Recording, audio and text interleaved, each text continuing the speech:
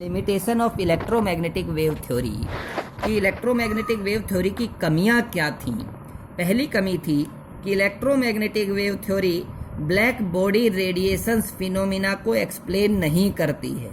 Black body radiations phenomena को explain नहीं करती है। दूसरा कि भैया electromagnetic wave theory photo electric effect को एक्सप्लेन नहीं करती है।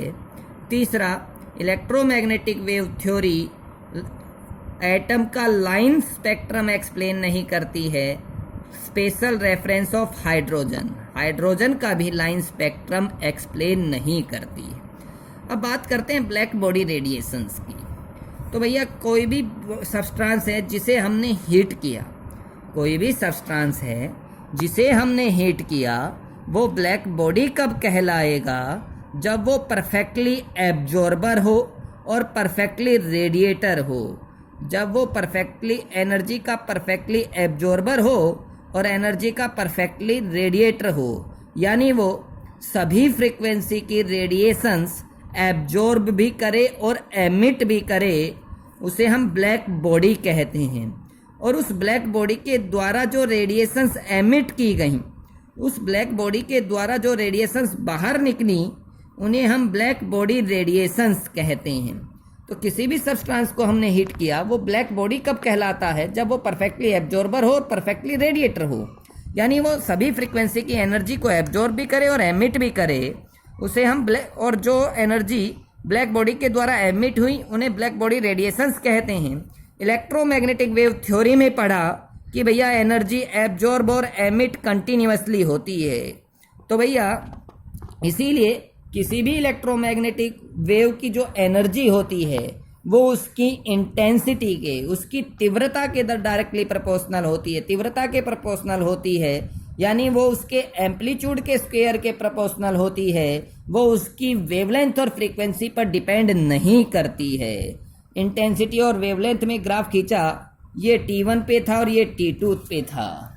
अगला है photo electric effect. Important topic है दोनों ही। फोटो इलेक्ट्रिक इफेक्ट क्या है कि जब आप किसी भी मेटल सरफेस पर एक सुटेबल मिनिमम फ्रीक्वेंसी की रेडिएशन डालें, मेटल सरफेस पर सुटेबल मिनिमम फ्रीक्वेंसी की रेडिएशंस डालें जिसकी फ्रीक्वेंसी V0 होनी चाहिए, और मेटल सरफेस से इलेक्ट्रॉन इजेक्ट हो जाएं, मेटल सरफेस से इलेक्ट्रॉन बाहर आ जाएं, उस इफेक्ट को हम फोटो इलेक्ट्रिक इफेक्ट कहते हैं। और भैया जो इलेक्ट्रॉन इजेक्ट आउट हुए, जो इलेक्ट्रॉन मेटल सरफेस से बाहर आए, उन्हें हम फोटो इलेक्ट्रॉन्स कहते हैं। तो ये मेटल का सरफेस है, हमने इस पर एक मिनिमम फ्रीक्वेंसी की रेडिएशन डाली जिसकी फ्रीक्वेंसी थी V0।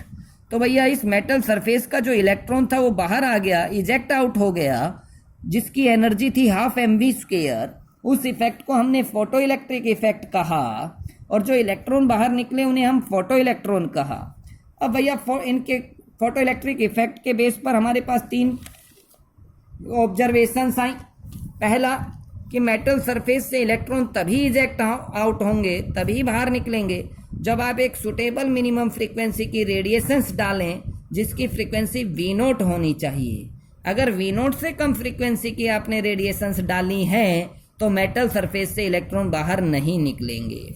सेकंड आया कि भैया जो फोटो इलेक्ट्रॉन जो बाहर निकले, उनकी वेलोसिटी क्या होगी? उनकी वेलोसिटी इंसिडेंट रेडिएशंस की फ्रीक्वेंसी पर डिपेंड करेगी। फोटो इलेक्ट्रॉन्स की वेलोसिटी इंसिडेंट रेडिएशंस की फ्रीक्वेंसी पे डिपेंड करेगी। तीसरा कि भैया कितने नंबर में इलेक्ट्रॉन बाहर निकलेंगे, वो इंसिडेंट रेडिएशंस की इंटेंसिटी पर डिपेंड करेंगे। इंसिडेंट रेडिएशंस की इंटेंसिटी पर डिपेंड करेंगे कि मेटल सरफेस से कितने इलेक्ट्रॉन बाहर आ रहे हैं। अब एक टर्म है थ्रेशोल्ड फ्रीक्वेंसी, जिसे हम V0 कहते हैं। तो थ्रेशोल्ड फ्रीक्वेंसी वो मिनिमम फ्रीक्वेंसी की रेडिएशंस हैं जो हमने मेटल सरफेस पर डाली हैं, जिसके कारण इलेक्ट्रॉन्स इजेक्ट आउट हो गए हैं मेटल सरफेस से। उस मिनिमम फ्रीक्वेंसी V0 को हम थ्रेशोल्ड फ्रीक्वेंसी कहते हैं। एक है वर्क फंक्शन। वर्क फंक्शन क्या है कि मेटल सरफेस से इलेक्ट्रॉन को इजेक्ट आउट करने के लिए, मेटल सरफेस से इलेक्ट्रॉन को बाहर करने के लिए जितनी एनर्जी की रिक्वायरमेंट होती है, उसे हम वर्क फंक्शन कहते हैं।